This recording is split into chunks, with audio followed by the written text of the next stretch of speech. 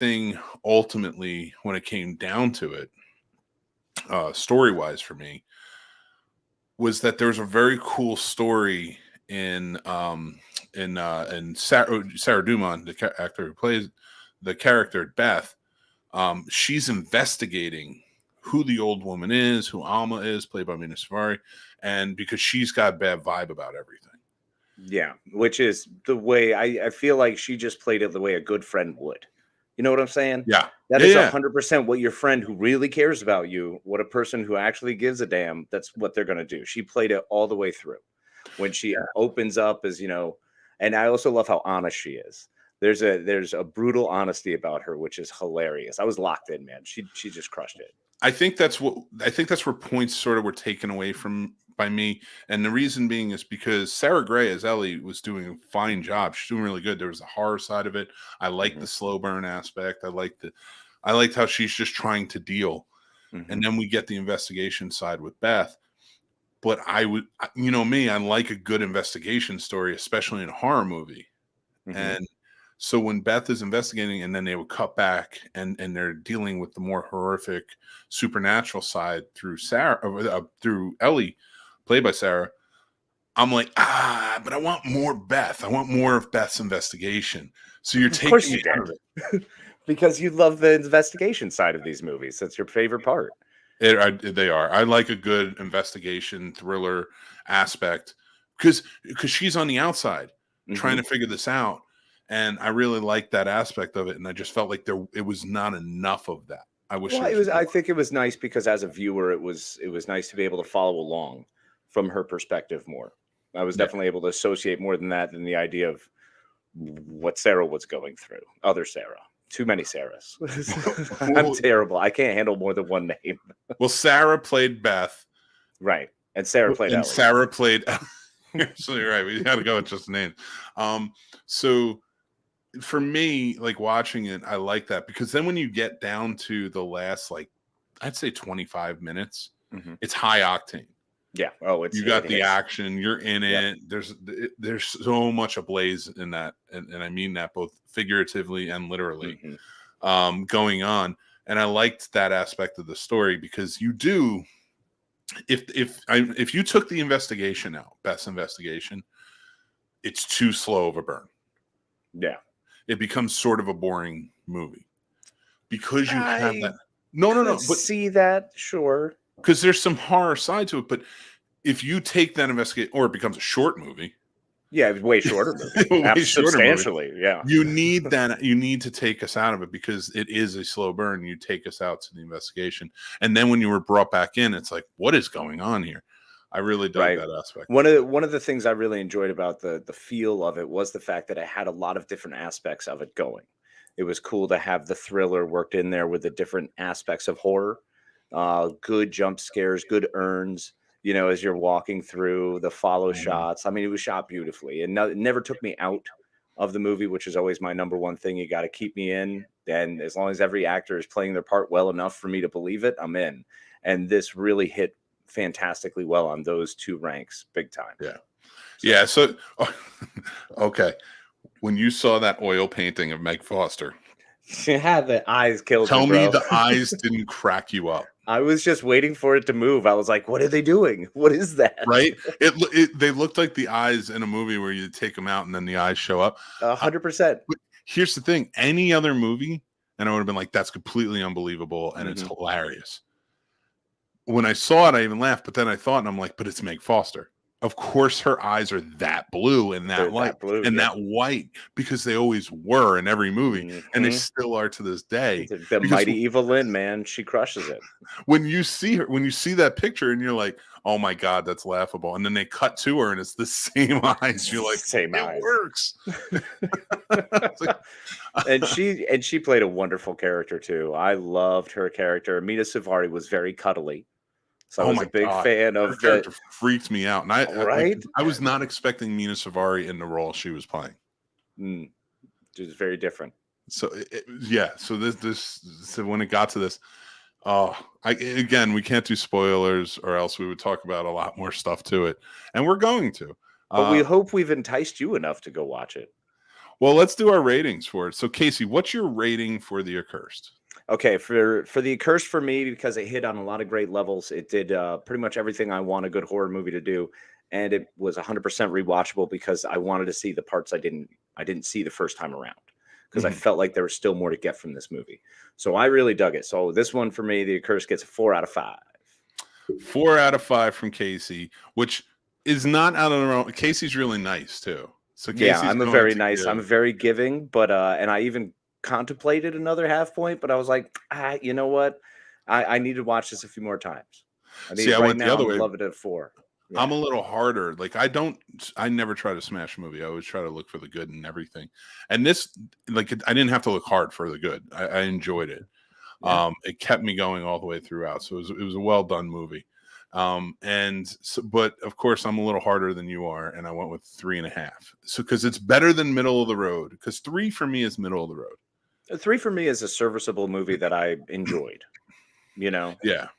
Because I think if it stayed a slow burn, kind of like The Innkeepers did throughout, it would have probably been a 3. Well, it's also not like your favorite. You know what I'm saying? You don't like slow burns. They're not your shtick.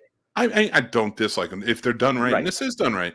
I do like them. There's a lot of slow burns. I especially like them in thrillers, but I like a good horror slow burn, and this was definitely one of them. But if it would have probably been a 3 if they didn't get to that high octane ending.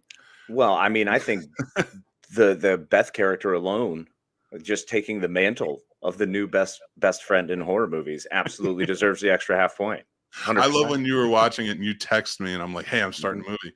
And you text me and you go, dude, Beth is the best friend character in a horror movie ever. She was amazing. She was someone who really gives a damn. That's what you do. She does. She was such a good friend. She was like, this is not okay. I'm worried about my friend. And then went and was like, I'm going to investigate this. And she did a great job. So she crushed it. So when does this movie come out there, Mick? This movie comes out on April.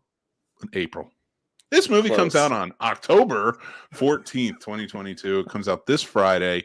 It'll be in theaters, so make sure to go check it out. Support the movie.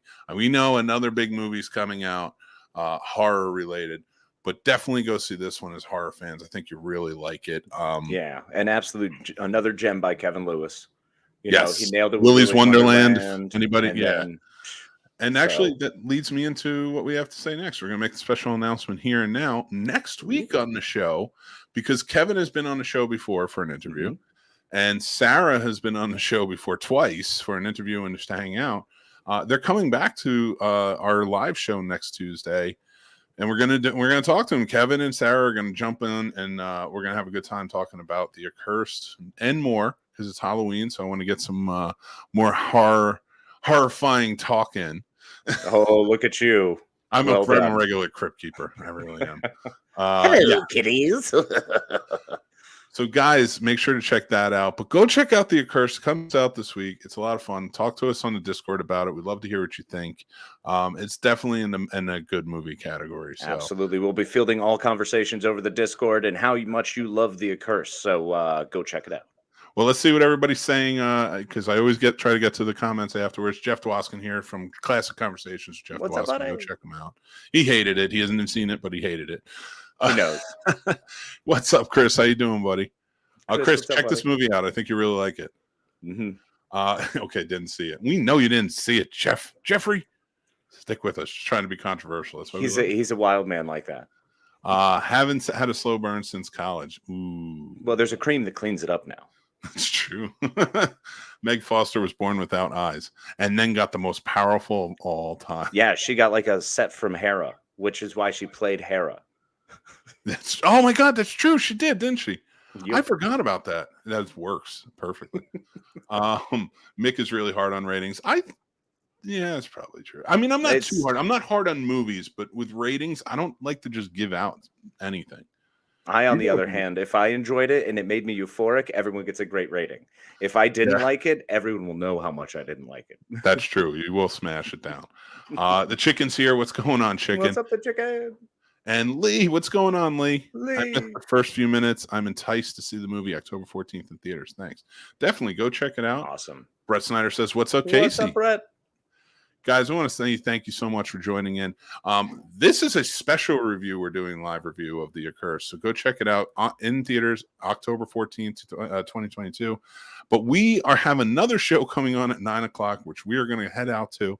Let's just do our credits real quick and thank our wonderful patrons. We have so many wonderful humans. We appreciate you all. Thank you, patrons. Tim, Paul, Stacy, Matt, Aaron, Chris S., Chris H., Dan, John B., Ron, Jason, AJ, Radar, and John W. Thank you. And if you guys want to join, we have 3 tiers available over at patreon.com/thescenesnobs. And as we discussed earlier, make sure to join the Snobs Nation Discord, where we will definitely be discussing all the great movies and topics and all the wonderful wild things coming up this weekend, and prep for our Friday morning live drive and live show. Try saying that 5 times fast. So join the Snobs Nation. Well, guys, make sure you hit like if you're watching on YouTube or wherever you're watching. Make sure to subscribe to our YouTube channel because, like Casey said, we have great shows all the time. Real Combat will be brand new tomorrow night. The Scene Snobs Morning Drive live show will be brand new on Friday at 7 a.m. to 10 a.m. Geek Fest Live, which pops up and gives you all your geek news whenever we have it. Does It Suck will be all new with Teaching Mrs. Tingle this Saturday. Scene Snobs movie reviews, which you're watching right now, and Plot Roast, which is coming back strong. And we have merch. If you want to sail yourself in all of the finest finery that you can possibly find, better than the Emperor's New Clothes even, scoot on over to thescenesnobs.com and check out the link tree and pop on that merch site. And make sure to get yourself a fancy mug, a cool tumbler, or be the absolute belle of the ball in your hoodie. And guys, make sure to follow Mick and Casey everywhere. We're all over the place at the Scene Snobs, pretty much everywhere. Or you can follow Casey over on Instagram at Plotimus21, at TikTok at Casey the Madman, or on Twitter at TwitIKnight. So go check them out. We love you. We appreciate you. You guys are all awesome. Thank you so much for joining in tonight. And make sure to jump over and check out the Scene Snobs podcast at 9 p.m. And we'll be back in 2 and 2. Oh, I finally got to use it. Oh, that's true. See you later. Wait, I forgot to hit the button. Where See you is it? later.